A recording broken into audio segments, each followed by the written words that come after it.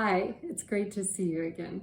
Today I'm going to be talking a little bit about setting boundaries, and in the article that I wrote, I talk specifically about setting boundaries during the holidays, but these tips can apply to any type of situation. So the first thing I want to share is that if you're feeling stressed or overwhelmed about kind of get-togethers, social gatherings, or a relationship in particular, maybe it's unhealthy, maybe there's a past history and it causes you a lot of stress, I want you to think about what would be ideal in that relationship or in that setting. I want you to think about the fact that the other person is really unlikely to change.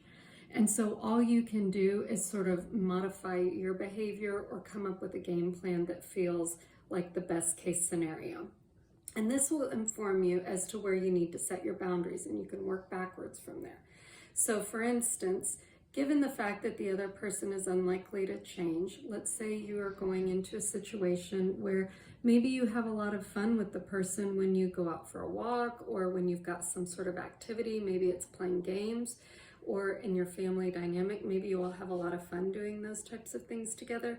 So think about making more opportunities for those types of positive interactions that you know are going to work well, while trying to reduce the interactions or the amount of engagement around the things that are typically problematic.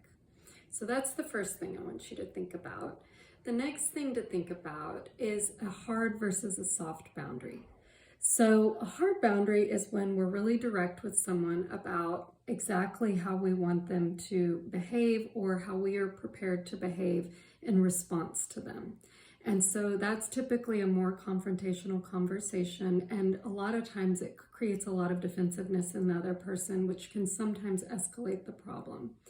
If you don't feel like you're in a position to set a hard boundary for yourself, go ahead and think about setting a soft boundary. So a soft boundary is something where the other person doesn't necessarily know that you're even setting a boundary. So maybe you just think of some creative ways to disengage. You think of some exit strategies to figure out so that you can get out of the situation without cluing the other person in on the fact that you are needing some space and wanting to get some distance.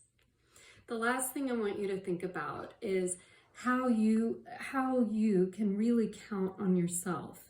You know that you can count on yourself in any given situation, and a lot of times this gets lost if we're particularly prone to wanting to please others or we're overly accommodating. We start to feel like we are powerless in a situation and it's up to everybody else around us to kind of decide how things go down.